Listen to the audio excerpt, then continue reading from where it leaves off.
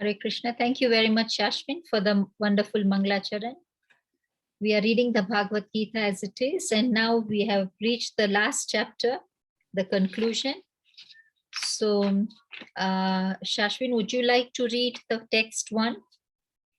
Yes, Mataji. Hare Krishna. Hare Krishna. Arjuna Uvacha Sanyasaya Mahabaho Tattvam Ichami Veditum Yagasya Cha Hikshikesha Krutak Keshi Nisudana. Hare Krishna. Hare Krishna. Lata Mataji, can you please read the word to word?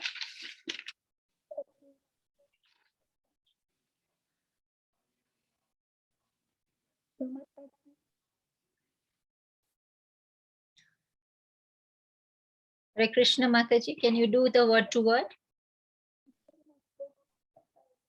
Mataji, my mother's throat isn't well. Okay, I'll do the word to word. Arjuna Uvacha. Arjuna said, Sannyasya of renunciation. Mahabaho, O mighty armed one. Tattvam, the truth. Ichami, I wish. Veditam, to understand. Yagyasya, of renunciation. Cha, also. Rishikesha, O master of senses. Pratak, differently. Kesini Sudana, O killer of the Keshi demon. Hare Krishna. Prabhuji, can you read the translation, please? Avinash Prabhuji. Okay, translation. I'll read word by a few words at a time. Arjuna said, Arjuna said, okay. O mighty armed one. Arjuna said, O mighty armed one. I wish to understand the purpose of renunciation. I wish to understand the purpose of renunciation. And of the renounced order of life.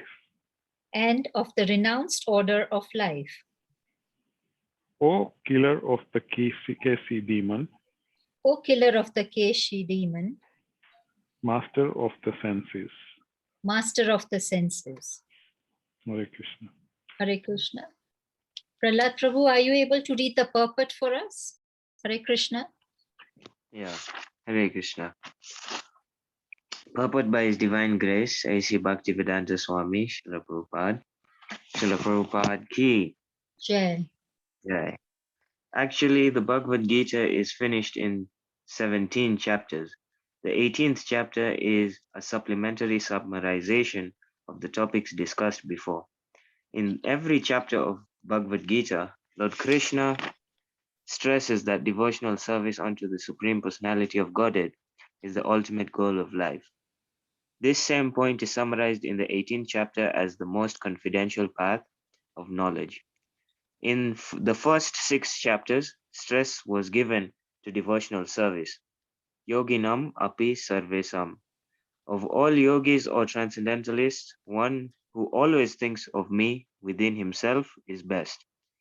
In the next 6 chapters, pure devotional service and its nature and activity were discussed. In the third 6 chapters, knowledge, renunciation, the activities of material nature and transcendental nature, and devotional service were described. It was concluded that all acts should be performed in conjunction with the Supreme Lord, represented by the words Om Tat Sat. which indicate Vishnu, the Supreme Person. The third part of Bhagavad-Gita has shown that devotional service and nothing else is the ultimate purpose of life. This has been established by citing past acharyas and the Brahma Sutra. The Vedanta Sutra, certain impersonalists consider themselves to have a monopoly on the knowledge of Vedanta Sutra. But actually, the Vedanta Sutra is meant for understanding devotional service, for the Lord Himself is the composer of the Vedanta Sutra and He is its knower. That is described in the 15th chapter. In every scripture, every Veda devotional service is the objective. That is explained in Bhagavad Gita. As in the second chapter, a synopsis of the whole subject matter was described in the 18th chapter, Also, the summary of all instruction was given. The purpose of life is indicated to be renunciation and attainment of the transcendental position above the three material modes of nature. Arjuna wants to clarify the two distinct subject matters of Bhagavad Gita, namely renunciation, Tyaga, and renounced order of life, sannyasa. Thus, he is asking the meaning of these two words. Two words used in this verse to address the Supreme Lord, Rishikesha and Kesi Nisundana, are significant. Rishikesha is Krishna, the master of all senses, who can always help us attain mental serenity. Arjuna requests him to summarize everything in such a way that he can remain equipoised. Yet he has some doubts, and doubts are always compared to demons. He therefore addresses Krishna as Keshi Nisundana. Keshi was the most formidable demon who was killed by the Lord. Now Arjuna is expecting Krishna to kill the demon of doubt. Hare Krishna. Hare Krishna, thank you very much, Prahlad Prabhu, for reading the purport. I acknowledge the presence of Radhika Kasturi Mataji. Hare Krishna Mataji, Danvat Pranam. Please accept our humble obeisances from everybody in this group who have joined and are about to join. Mataji, we have started, we are reading the Bhagavad Gita as it is. And we are now on chapter 18. Chapter 18 is the conclusion, the perfection of renunciation. Mataji, today we are on text 1. So thank you very much for joining us. We really appreciate your time. Mataji, I hand over to you. Hare Krishna. Hare Krishna, Mataji. Hare Krishna. Dandavat pranams to all devotees on the call. Thank you, Mataji. Let's start with our prayers. Om Adhyanatimmirandasya Jnananjana Shalakaya Chakshurun Militam Yena Tasmai Shri Gurave Namaha. Namo Om Vishnu Padaya Krishna Prashtaya Bhutale Srimate Bhakti Vedanta Swamin Dinamine Namaste Saraswati Devi Gauravani Pracharine Nirvishesha Shunyavadi Bhashai Tadeshatarine Jai Shri Krishna Chaitanya Prabhu Nityananda Shri Advaita Gadadhara Shivasadi Gaura Bhakta Vrinda Hare Krishna Krishna Krishna Hare Hare Hare Rama Rama Rama Hare Hare. So thank you so much. So first of all, I pay my humble obeisances to all the devotees here on the call, so that through your blessings, I may be able to speak the relevant words of Srila Prabhupada. Hare Krishna. Please bless me, dear devotees. Thank you. All right. So we are entering into the 18th chapter of Bhagavad Gita. So definitely a blessing. So you have all gone through a big journey of completing 17 chapters, which is incredible. The knowledge that you have gained through these sessions are so valuable, and Srila Prabhupada will be very, very happy with all of your endeavors. Again, what you're doing is also a service. How is it a service? Because you're giving your ears to listening to Gita, right? You're serving Srila Prabhupada by hearing. So that is how we are serving. So whenever we are hearing a class and somebody is giving a class, it's both of us are doing service. because one is trying to spread the message of Srila Prabhupada and another is trying to imbibe the message and instructions of Srila Prabhupada. So in that way, we both, the speaker and the hearer are serving Srila Prabhupada. So this is how we need to understand. And that is why it is also very important to have ears like Parikshit Maharaj, how with rapt attention he listens to Bhagavatam, when Sukadev Goswami gives his gives his illustrations on Bhagavatam, how that rapt attention is what we need and we need to cultivate. Anyways, without any further ado, we can get started with our today's session. I always try to do some sort of a recap. So we'll just start from 17.28 and then go from there. Okay. All right. Ashraddhaya hutam tattam tapastaptam kritam chayat asat it uchyati partha nacha tat pretyano iha. Anything done as a sacrifice, charity or penance without faith in the Supreme Lord, O son of Partha, is impermanent. It is called asat and is useless both in this life and also next. Ashraddhaya hutam tattam, that which is performed without Shraddha. Hutam, offered in sacrifice. Tatam means given in charity. Tapastatam kritam chayat, whatever austerity is also performed. Asad it uchyate partha, then it is considered asat. It is considered not much of use because it is temporary as or false, as it's translated by Srila Prabhupada over here. Nachatat pretya no iha. Pretya means after death. Iha, in this world, means neither in this world or the next world. It is not considered much of use. That is what it means. That is, anything, sacrifice, charity, or penance that we do without faith to the Supreme Lord is not going to give you permanent results. It is impermanent. And that is why it is asat, because it is useless, not only in this life, but also the next life. So, if someone is faithless, as Krishna says earlier in the 4th chapter, 4.40, Nayam lokosti naparo nasukam samshayatmanaha. So if somebody is samshayatmanaha, filled with doubts, that person can't gain any good result or happiness, not only in this life, but also next life. The same is reiterated over here if you look at it. Nachatat pretya nohiha, neither in this life nor in next life. If one is faithless, one is not able to function anyway. So 4.40 and 17.28 are almost conveying the same point for us. So here, faith is used for those who don't have faith in God, but in general, everyone has faith in something, right? If you look at the atheists, they are also having faith that God is not there. So God, everybody has faith in some fashion or the other.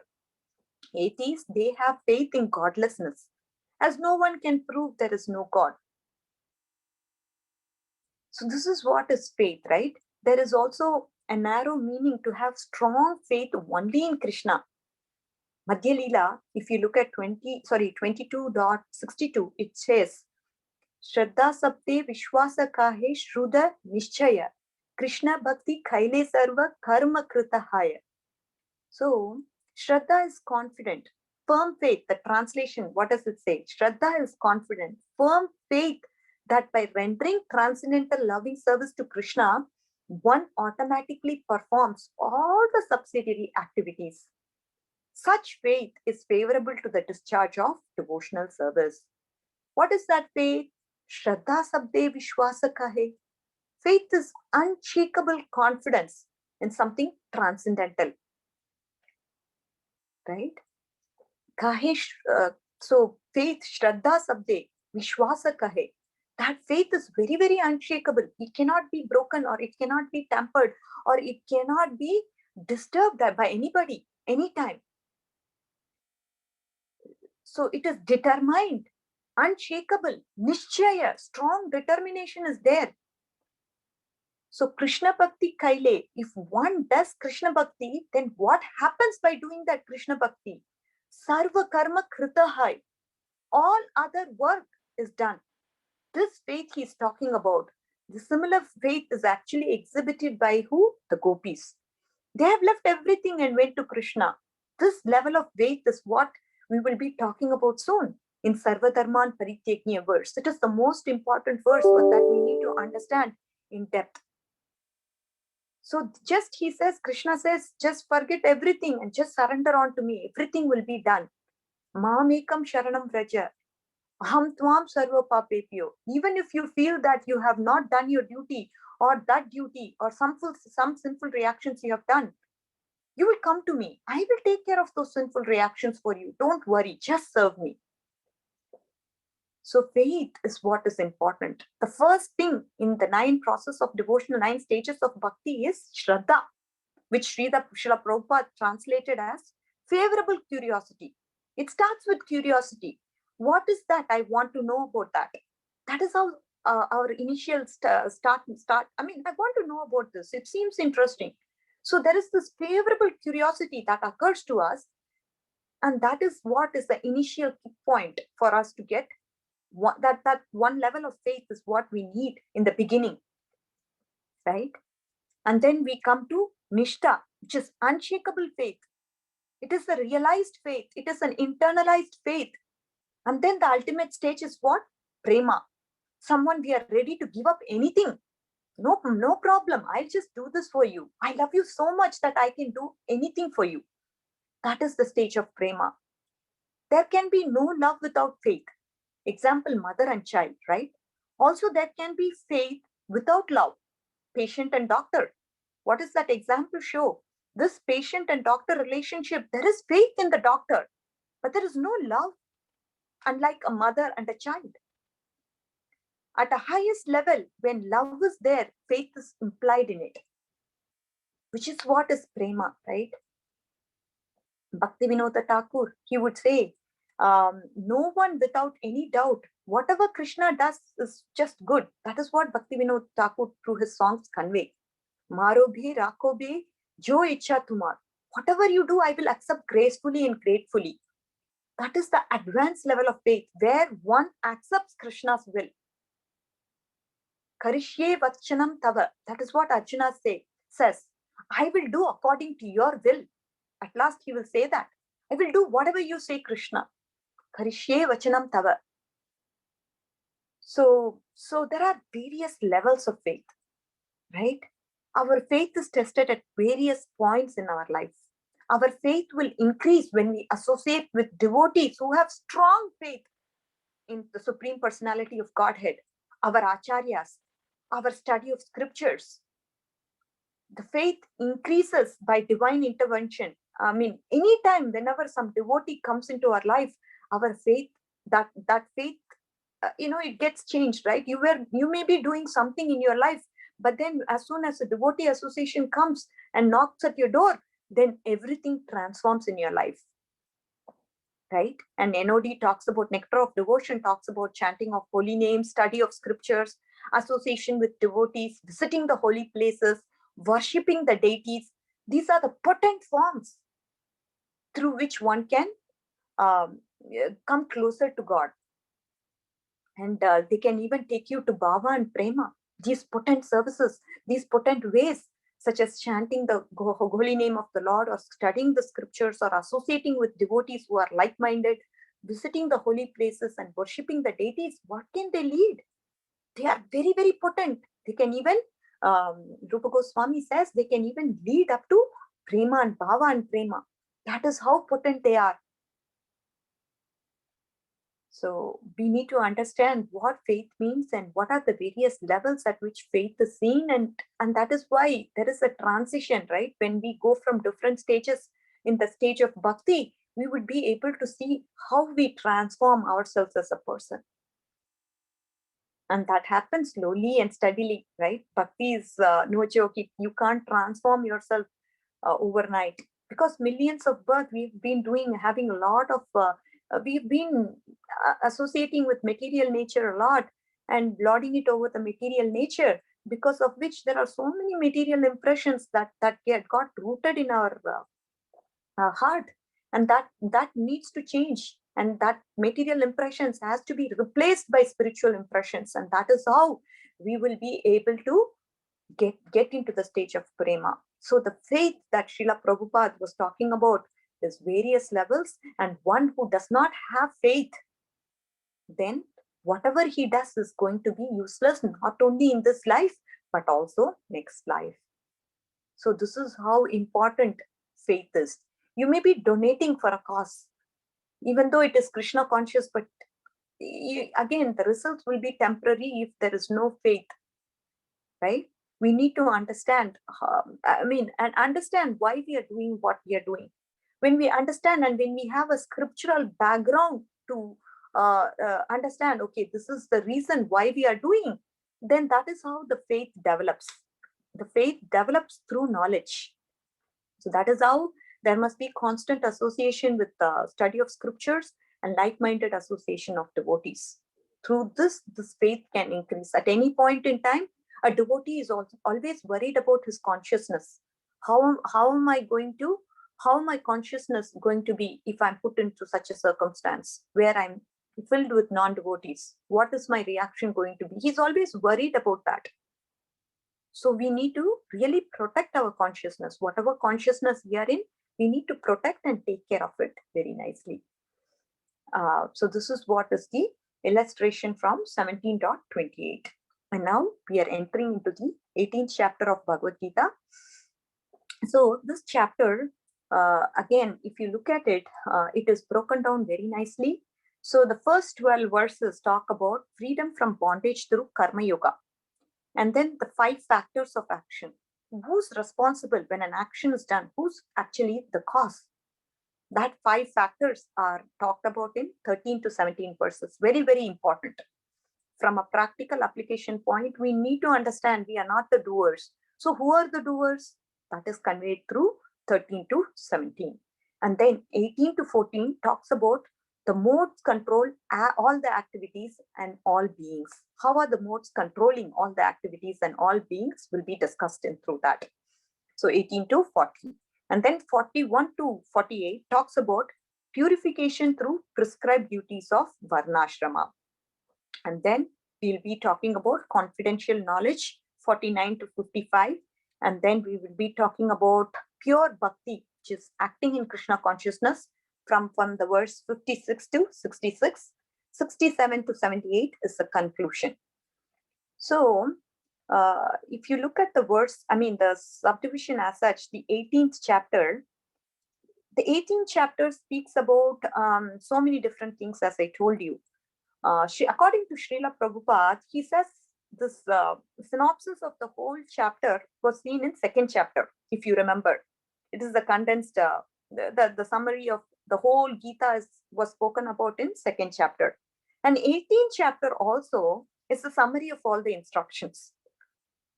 So this is what it is. So in one way, if you look at it, 18th chapter is basically the summary, which means Bhagavad Gita is done in the 17th chapter itself. So what we are doing is kind of summarizing what we have already read. So we should be knowing these already, and Srila Prabhupada, Krishna is going to reiterate to us again to make us understand what we have read previously. Okay, so this is the understanding, and from the bhakti session, whenever it starts, those verses are gem verses that we need to actually understand in depth and try to actually start to practice it slowly, right? Whatever little we can do, even if we take one step towards what we have learned today, then that makes a big difference. At least Krishna will appreciate this. She's consciously taking a step forward to cultivate or practice this lesson. And again, hearing Gita itself is purifying, no doubt about it. That itself will transform you slowly. It will definitely have all these scriptures. They purify a person's heart. You don't know, but your family members, after some point, they will realize how much you have changed over time, right? This is going to happen. And Krishna, he will purify our hearts. All we need to do is just have some attention to what we are hearing. I know it's already late in the night for you, but you're all putting an effort to hear this Gita every day, which is so inspiring to me as a person. It's just unbelievable. Okay, so let's get into the verse to understand this better.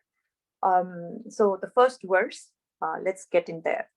Sanyasasya mahabaho tat Arjuna vacha Sanyasasya mahabaho tattvam ichami veditum Tyagasya charihikesha pritakeshi nishudhana. What does the translation say? Arjuna says, "Oh, mighty armed one, I wish to understand the purpose of renunciation, which is Tyaga, and the renounced order of life, Sannyasa. O killer of Keshi demon, master of senses." This is what Arjuna is saying. So now Arjuna asks Krishna to clarify, what is Tyaga? What is Sannyasa? Also, can you tell me the difference between the two? Okay, should one work while remaining detached from the fruit of the work, which is Nishkama Karma Yoga? I'll explain you more. Or should one renounce activities to perform Jnana Yoga? So we are going to talk about two terms here. One is Nishkama Karma Yoga and Jnana Yoga. So he's asking through this question, should one work while remaining detached from the fruits of the work? Or should one renounce all the activities completely to perform Jnana Yoga? What should I do? Which is better? Can you please tell me? So this is the question that Arjuna actually posed to Krishna. It's a general question that he's asking. So if you remember back in the 12.11 text, that is what we saw, 12.11. So what takes us along the spiritual journey is the gradual development in our selflessness, right? As we become less obsessed with ourselves and become more conscious of Krishna, how to serve everyone, how to serve his servants. So this is what is selflessness. And in some cases, we saw the selflessness need not be devotional. So for those who cannot directly connect with Krishna due to cultural, social, or circumstantial obstacles, Krishna, he recommends a gradual development of selflessness by sacrificing the fruits of their work for the good cause. Right? We saw the gradation, right? We saw, so Krishna says you have to mananatmika bhakti, smaranatmika bhakti, then abhyasa rupa bhakti, and then finally we saw, I remember taking this verse, there was this ladder, right? 12.8 to 12.11. I know I covered this verse during the Gita session, which talked about the various levels.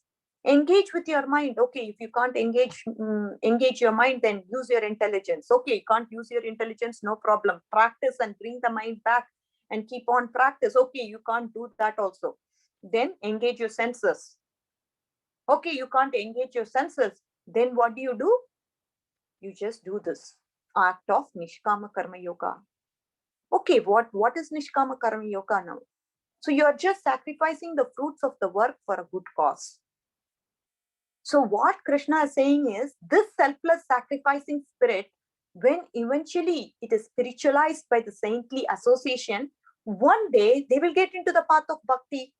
No problem. At least they are not selfless now. At least they are not selfish, right? They are selfless. They are doing it for a good cause. They are giving the fruits to a good cause. So thus, Krishna is accommodating even those who cannot accommodate him. This is the understanding. So now Arjuna's question, coming back to his question, he is asking, what is he asking?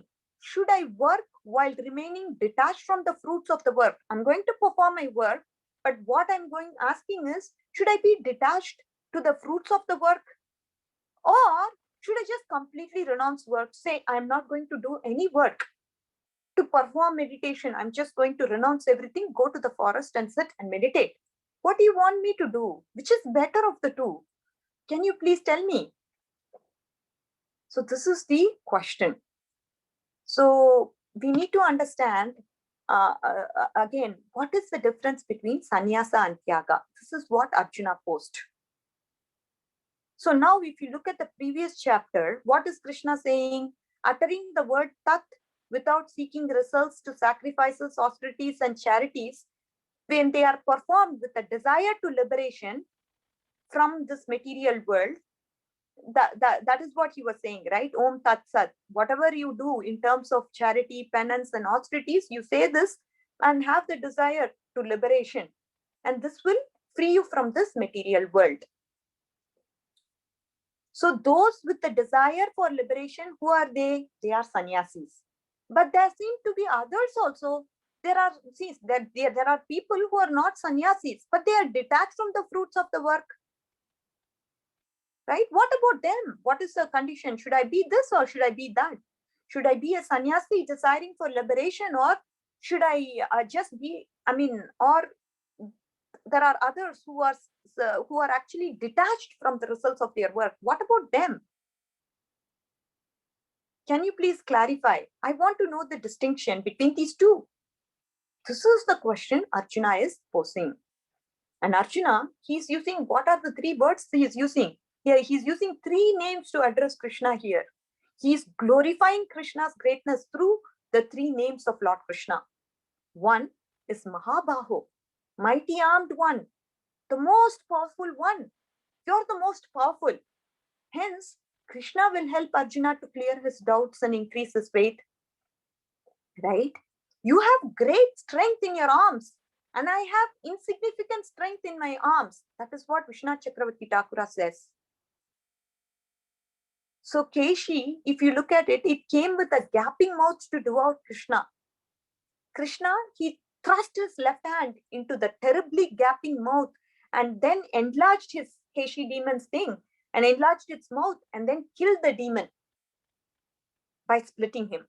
This is what he did. Keshi Nishudana. So killer of Keshi demon. So the doubts are like demons. Arjuna, he expects Krishna to kill that demon of doubt. So you are the killer of Keshi. And now he is expected to kill the doubts which are compared to that of demons. You have to kill my doubts.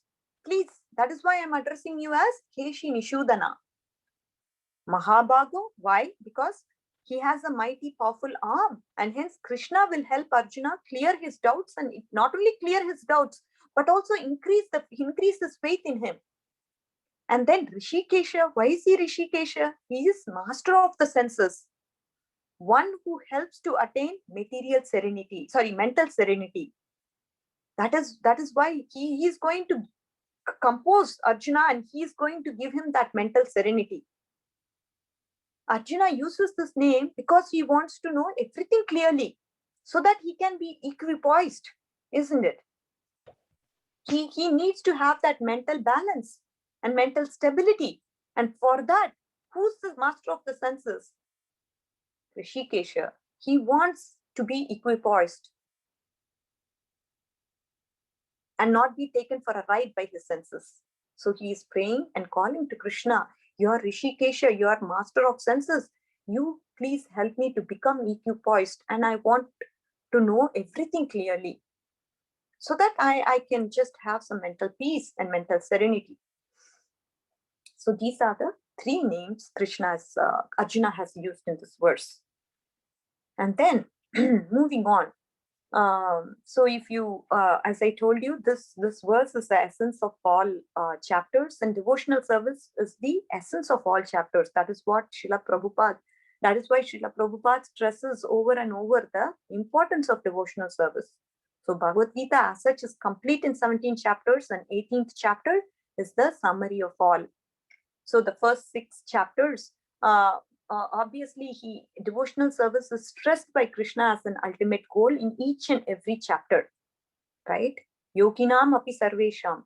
That is what 6.47 says. The next 6 chapters, it also talks about pure devotional service and its nature.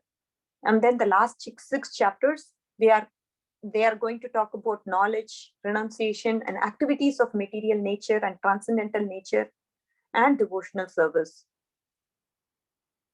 So we need to understand how Srila Prabhupada, he's so compassionate that anybody who reads Bhagavad Gita, he wanted them to get to know about you devotional service. Even if he reads one page, okay, there is a mention of devotional service, and people will be curious to know what is devotional services. So he doesn't want even a single person to not notice devotion service in Bhagavad Gita. That is why it is stressed over and over and over. Because of his compassion, he wants to distribute this knowledge of Gita to everybody so that everybody can be happy. We will be happy only when we are connected to our Father, Supreme Father. A child cannot be happy without a father. We are all like an orphan without him. And only when we take shelter of him, we will be happy. That is for sure. So definitely that happiness has to go around throughout this world. And for that, whatever little efforts we can put in as a devotee, we should definitely do. Because this happiness should go to all of them who are bereft of it. Okay. So the second verse, this is the first verse. Hope you all understand what the question posed by Arjuna is. I hope I made it clear. So he's just now, again, we haven't gotten to the answers for this yet. This is just a question that Arjuna has posed at this point in time. And we are going to have the answer by Krishna in the 5th verse. Till then, he's going to talk about other people's opinion. What is others saying about this sannyasa and tyaga? That is what he's going to talk about. Only in the 5th verse, we will get to know about what Krishna is actually saying about sannyasa and tyaga. Are you all clear? Can we go ahead with the second verse for today? Yes, Mataji, we can continue. Okay. So verse 2. Shri Bhagavan Vacha Kamyanam Karmanam Nyasam Sanyasam Kavayo Viduhu Sarva Karma Phalatyagam Prahustyagam Vichakshanaha. The Supreme Personality of Godhead said, giving up all the activities that are based on material desire is what great learned men called renounced order of life, sannyasa. And giving up the results of the activities is what wise call as renunciation or tyaga. So now, as I told you, this is not told by Krishna. We are talking about what wise people are saying. The difference between tyaga and sannyasa is. So I'm going to talk about some specific terms here. We need to understand these terms so we would be able to understand this verse better. Okay. So not all fruitive activities are sinful. There are also fruitive activities which are good. So there are two types of karma, fruitive activities as per the scriptures. What are the two types of karma? Nitya karma. Nitya karma, what does that mean? They are standard prescribed duties. The standards prescribed duties one is supposed to follow based on his varna and ashrama. So Sandhya Vandanam. What is Sandhya Vandanam? Sandhya Vandanam means it's a daily ritual where one chants the Gayatri every day. It is supposed to be done by the Brahmanas. So Sandhya Vandanam is the Nitya Karma that has to be done every day, and it's a lifelong duty that the Brahmanas have to do in their life. Okay? And Kamiyah Karma. What is Kamiyah Karma? This is a karma that is done to fulfill a particular karma. Say, for example, Putra Kameshti Yajna. Right? Putra Kameshti. I want to have a child, so I'm performing what? Putra Kameshti Yajna to fulfill that particular karma or desire. So there are two types of karma. One is called Nitya Karma, another is called Kamiyah Karma. Nitya Karma means standard prescribed duties, and Kamiyah Karma means karma that is done to fulfill a particular desire or karma. So now, according to wise people, sannyasi, they are supposed to give up Kamiyah Karma. What is Kamiyah Karma? Kamiyah Karma is done to fulfill a particular desire, right? Sannyasis don't have any kind of material desire. So they are supposed to give up Kamiyah Karma and not Nitya Karma. They have to perform Nitya Karma, that is standard prescribed duties. This is according to wise people. This is about sannyasi. So sannyasis are meant to give up Kamya Karma and not Nitya Karma. Kamyanam karmanam nyasam sannyasam kavayo viduhu. Now, coming back to Tyaga. What about these people? Tyaga, what is Tyaga now? So Tyaga, this applies to the householders. They are supposed to, Tyaga means they have to do, these householder people, they have to do both Nitya Karma and Kamya Karma. But how should they do?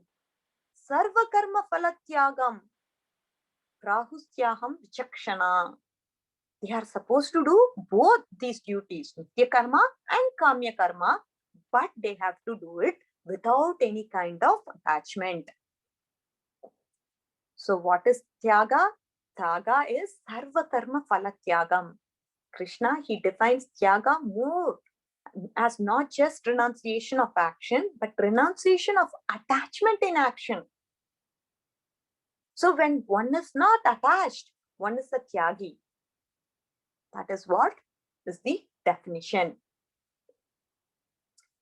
So one is to give up a particular kind of karma. The other is has to do that karma, but he has to do it without attachment. Sannyasis, they give up Kamya Karma, but those who are not sannyasis, those who have a spirit of Tyaga, they may do Kamya Karma, but they do it for the sake of material desire. They do it for the sake, not for the sake of material desire, but for the sake of spiritual achievement, for the sake of purification, for the sake of realization, for the sake of ultimate liberation.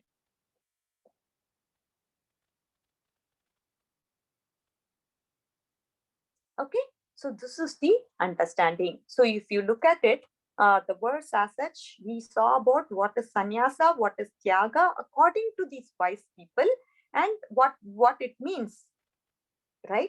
So performance of activities for results has to be given up. So sacrifice to attain a good sun or elevation to higher planets. But these activities for advancing in spiritual life, they are not to be given up at all. So sacrifices done for the purification of one's heart, they should not be given up at all. They have to be done. And that is why sannyasis are doing the spiritual activities, Nitya Karma. That is done for the purification of one's heart. So in general, there is also 5, I mean, if you look at the broad classification of karma as such, there are 5 types of karma. There is 5 of them. We talked about Nitya Karma, that is daily obligatory duties, Gayatri, Homam, daily Homam and all that. And then this is again not from a devotee perspective, okay? We are looking at it from a karma yogi perspective, and that is why we are talking about what we are talking about. I'm not saying, oh, Nitya Karma has to be chanting the holy names of the Lord, completing the minimum 16 rounds, all that I'm not talking, because this is not in relation to a devotee. Are you clear? We are talking about a karma yogi. And that is why we are talking about, performing Homam or Gayatri, or I mean, Gayatri again, as a Brahmin, they have to do this. I'm not talking about Gayatri, which is done after second initiation. We are talking about Gayatri, which is done by a Brahmana. Okay, and that is Nitya Karma. Naimitika Karma, there is something called Naimitika Karma, which is occasional obligatory duties. Like samskaras that are mentioned in the Vedic scriptures like Garbhadana or Upanayana, Shraddha, all that. So this is Naimitika Karma. Whenever occasion arises, we perform Shraddha, right? Or we perform Upanayanam. Sorry, Upanayan, all that. So that is Naimitika Karma, Garbhadana, all that is falling under that category. And then Kamya Karma. So rites done to attain specific desired results, right? So some Jyotishtoma sacrifice for reaching a heaven or something of that sort. And Prayashchitta Karma, rites for atonement of sins. Prayashchitta, right? We do some activities just for Prayashchitta, to take away the sins. Like that. Some vrata we do for that, or something like that, which is talked about in the scriptures. Again, it is all in relevance to the scriptures we are talking about. There is nothing that we are talking about which is not following the scriptures. And then here, finally, we see Nishiddha Karma. Nishidha Karma is forbidden action. So all these four, they are all accordance with the scriptural regulations. But the fifth one is Nishidha Karma, which is killing, drinking, and all that forbidden activities. This is the broad classification of karma. So we talked about the second verse and we understood what Tyaga and Sannyasa meant, again in relationship to the vice. Okay, so we understood the terms Nitya Karma and Kamya Karma and how it actually applies to a sannyasi versus a person who's a grahastha, how he performs the act of Tyaga. What does it mean? So this is what we saw in verse number 2. Okay, so hope you understood this verse. If time permits, then I can move to the next verse, or we can have question and answer. Either ways work for me. I'm okay to hearing from you. Hare Krishna, are there any questions or comments? Srila Prabhupada ki jai. Are there any questions or comments? If there are questions, we have 10 more minutes, so we can either devote those 10 minutes to questions or comments, or Mataji can do the third verse. What do the group feel?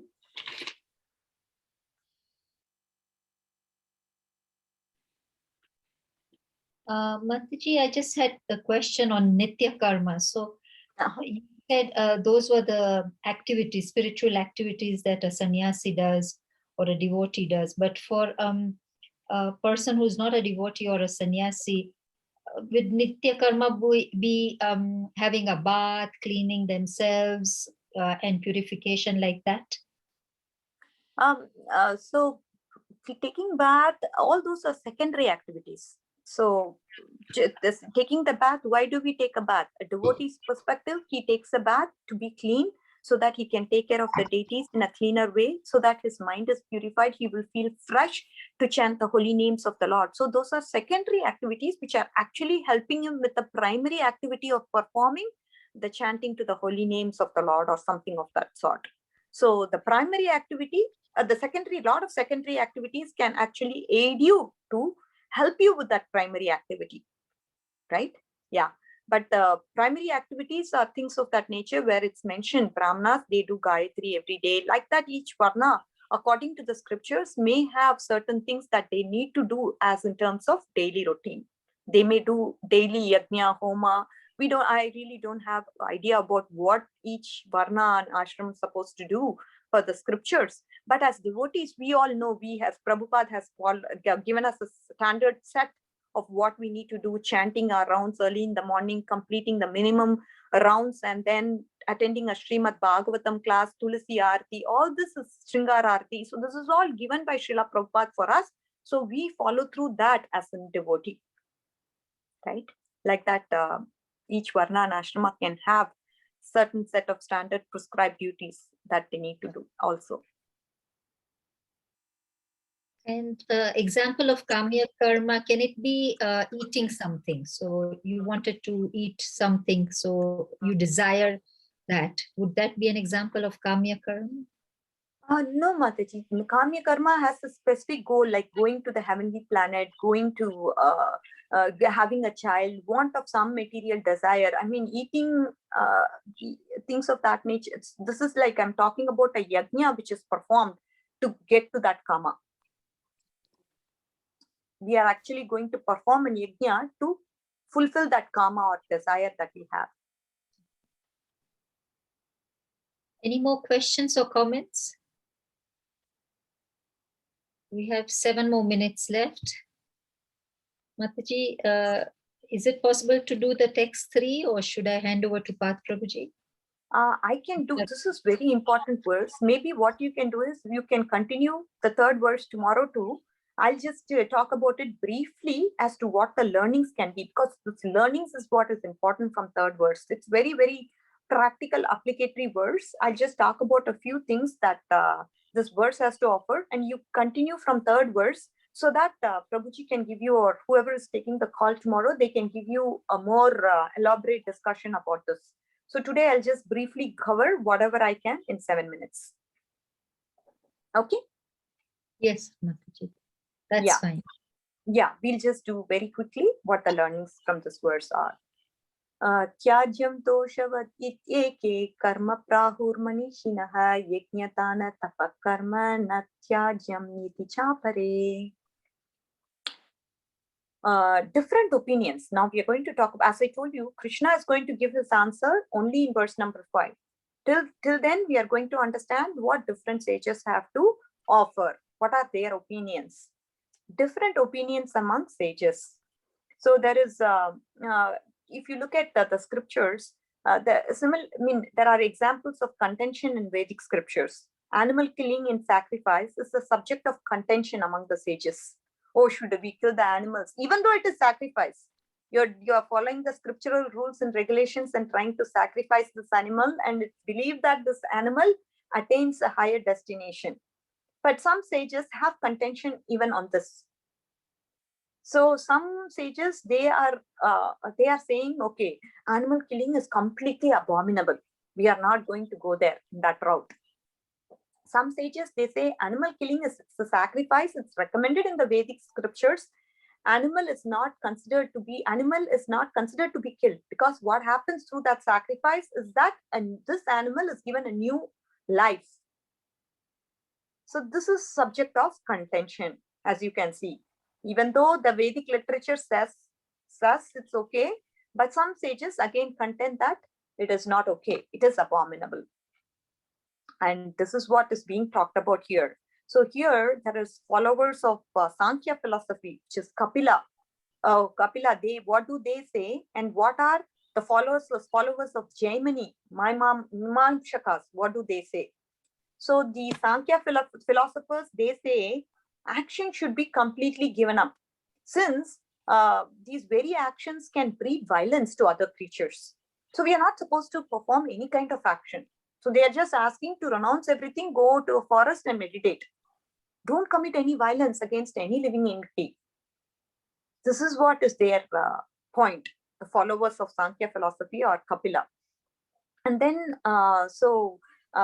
the others, which is the Mimamsakas, that is the followers of Jaimini, they say actions of such sacrifice should be never given up, because one incurs sin by from not performing the actions that are prescribed in the Vedas. Non-violence in Vedas is for actions other than sacrifice. So it's okay. Even if an animal is supposed to be killed, it's performed as an act of sacrifice, so it is perfectly fine. So now I just briefly touched upon what the sages have to say. You can definitely delve in detail about this topic. But again, one important learning lesson that we can take from here is Krishna, he is recognizing those opinions that are different from what he is going to give. He is going to give a completely different opinion. But very important to note that he is recognizing people's opinions here. He's saying wise people said this. We have sages who are saying this. We always think our opinion is the right opinion. My way or highway, right? That is what we are. So it's just a natural tendency for us to control everybody and everything. And that is why we say my way or highway. I definitely include me in this as well. So even in religion, my God is the only way. If you're not following my God, then you're going to go to hell. And this is what our spirit is.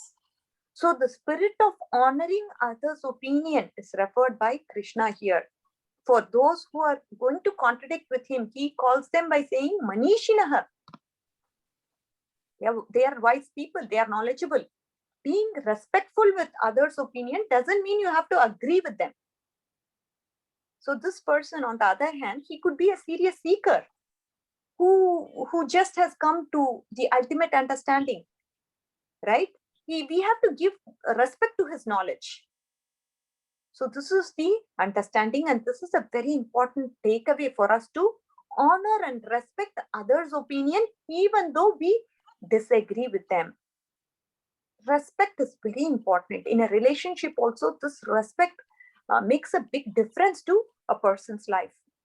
If you just respect the other person and hear from him what he has to feel, what he has to say during the times of arguments and contention, that itself will resolve the problem. If you just give ears to understand what the reason for argument is, just hear from the other person with respect, and just put it in your shoes. I mean, see it from his perspective. When you look at it from his perspective, then you will come to an understanding to say, oh, he's right. Maybe, I just have to mend the solution. I just have to change my ways this way so that I can just get along with this person. We just have to go on a route which is going to be favorable for both, a win-win situation for both. And Krishna is teaching through an example here, very much through an example, how we have to be respectful of others' opinion. I think I'm not going to talk about it much, but you can definitely delve into this more. I mean, I just wanted to give you an example to help you understand this point, but we are definitely out of time. So I would appreciate if Mataji could continue in the next class, the same verse, and delve deep into this verse as well. Okay, so with this, we can conclude today's class. Srila Prabhupada ki Jai. Thank you so much. Hare Krishna. Hare Krishna. I'll hand over to Path Prabhuji to end the session. Prabhuji. Path Prabhuji. Mataji, I am traveling to temple, so please you can conclude the session. Okay. Yeah, okay. Thank you very much, Mataji, for giving your time and association. I know that it is very early in the morning over there in the States, and I really appreciate your time, and I know you are now rushing to work. Thank you very much, and let's all unmute and chant the Hare Krishna Mahamantra to glorify Mataji. Hare Krishna, Hare Krishna, Hare Krishna, Krishna Krishna, Hare Hare, Hare Hare Rama, Rama, Rama Rama, Hare Hare. Vancha kalpa tarubhyascha kripa sindhubhya eva cha patitanam Vaishnavebhyo namo namaha. Srila Prabhupada ki Jai. Radhika Kasturi BG. Jai. All glories to the assembled devotees. All glories to Srila Prabhupada. Mataji, from next class, I'll probably send you the recording and then come for the question and answer session. Okay. Sorry, devotees, I have a conflicting office call at this time, and hence I will not be able to join. I really hanker for this association. It means a lot to me to interact with you personally. But Krishna willing, hopefully after March, I think starting March, our times will again change, and I hope I can get back to the routine of giving the class live as well as having the live question and answer session. So for that, for this brief time period, just manage with the recording sessions, but as and whenever possible, I'll try to make arrangements like how I did today. I'll try to make some exceptions and come and meet with you once in a while also. But I'll be available for question and answer session because by that time my meeting will get over. Sorry again for any inconvenience that I have caused, and apologize. Hare Krishna.